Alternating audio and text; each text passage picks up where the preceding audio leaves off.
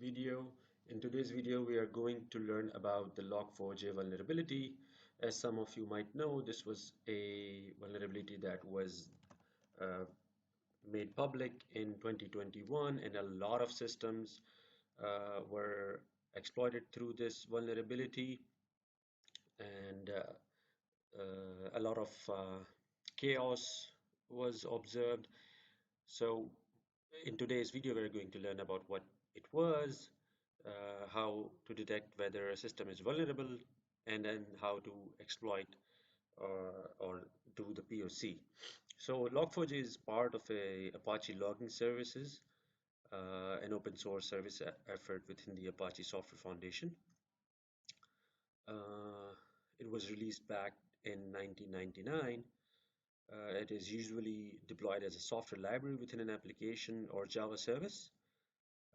But the problem in the exploit was until December 2021 didn't get much attention, but um, a series of critical vulnerabilities were publicly disclosed, and then it was easy to exploit.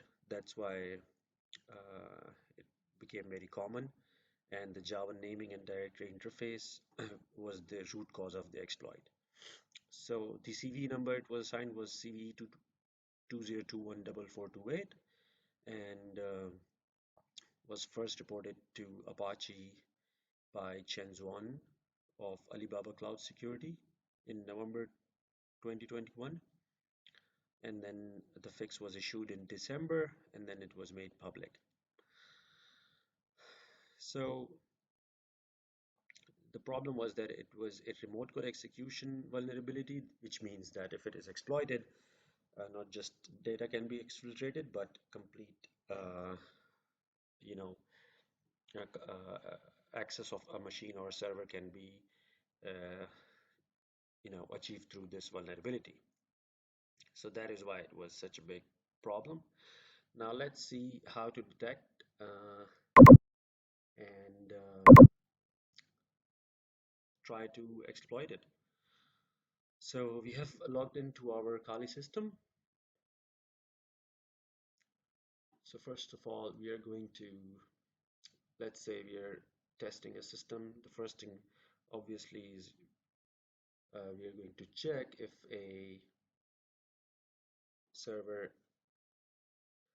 has the vulnerable Apache version run.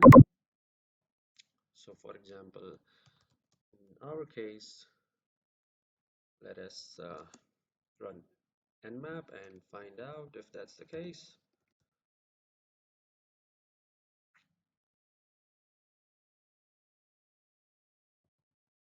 So our server address is 192.168.1.25, and then so let's define the port, or let's just leave the port. It might be some other port as well. So just run this scan.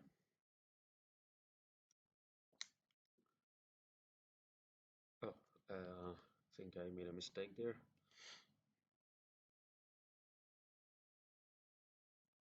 So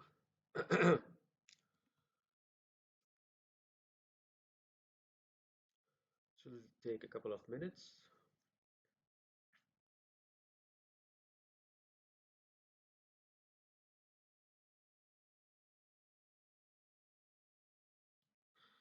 All right, so we see that on port 8080 Apache Tomcat is running, which is one of the vulnerable versions. So let's see what's running on this by opening this IP on a browser.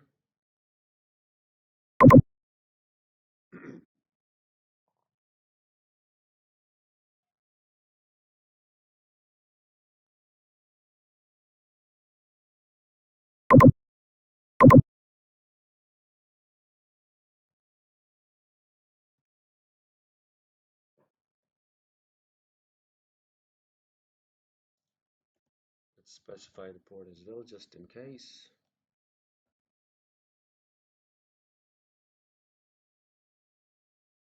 Right, so we see that a web application is running with a login page.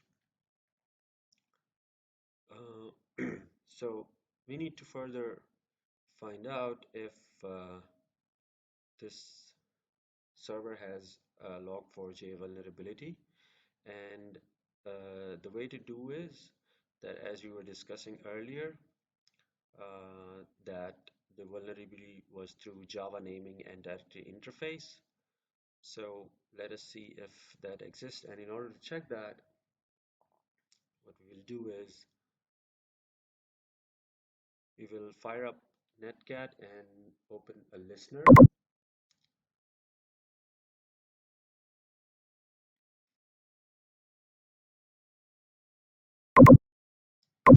So,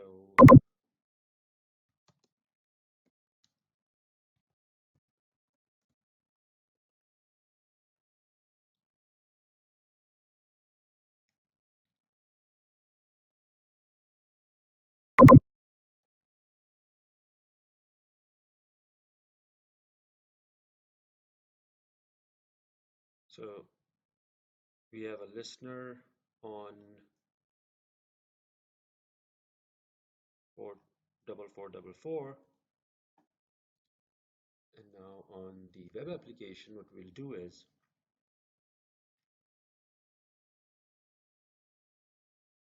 uh, oh, it's already here.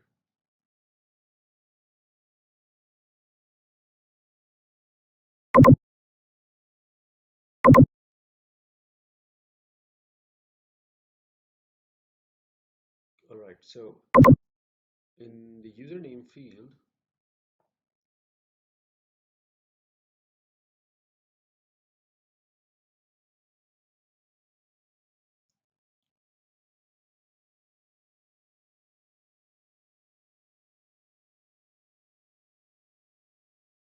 uh, sorry about that, I might have clicked something by mistake. Okay, so in the username field, we will paste a command, which is the Java naming and directory interface. Can't seem to copy. I have to type it. All right.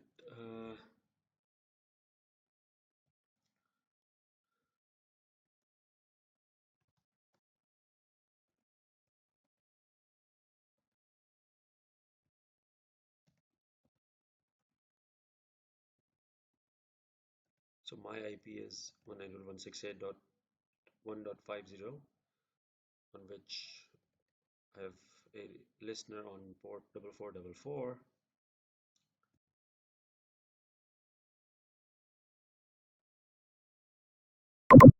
So let us just confirm that everything is correct.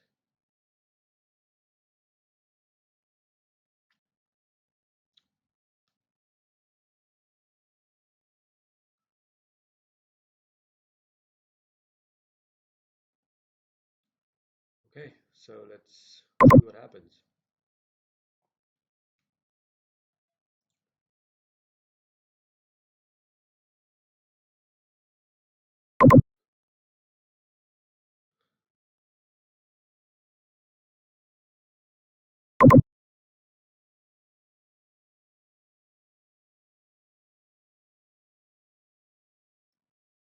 Pardon for the slow speed, but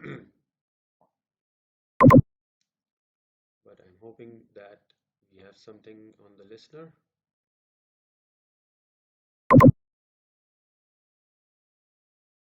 All right, so we see connected to this from 2525.